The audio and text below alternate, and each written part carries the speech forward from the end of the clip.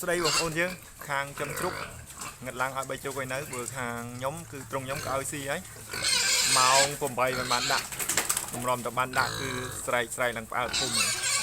จุกnhóm nhưng mình đang thao về mạch đáy phủ về đạp báiคือใส่ลืมมันแทนเมื่อสำหรับจุกบงโอนหรือก็ปูมินในกับไอเตี้ยนั่นก็อัดไอเด็ดับบายเอาเมนลือใส่แต่จุกnhómมุ้ยใส่มาใส่พลอกกะ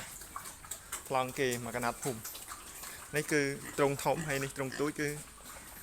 đã xi đây ấy bàn xi khát sồn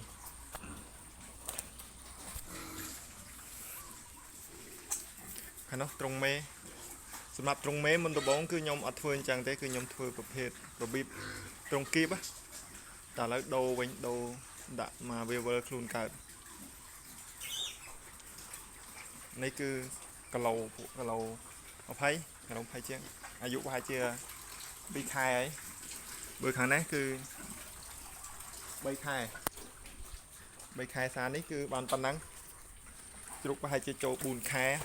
បានលក់មើលទៅព្រោះវារៀងធំយឺតវាក្តៅខ្លាំងការវឹកយកមកក្តៅខ្លាំងគឺរាកយកមែនតើនេះគឺគីឡូប៉ុណ្ណឹងប្រហែលជាគីឡូគិតថា60ឬក៏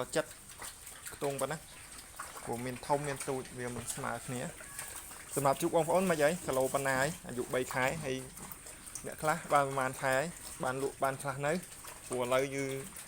ទុះខ្លាំងមែនតើជំងឺមានអ្នកខ្លះឲ្យព័ត៌មានថាងាប់ទាំងត្រង់ហើយសម្រាប់អ្នកខ្លះគាត់ឆាតមកប្រាប់អញ្ចឹងថាជុកខាងគាត់ងាប់ទាំងត្រង់បើខាងខ្ញុំព្រីវិញអត់មានបញ្ហាអីទេ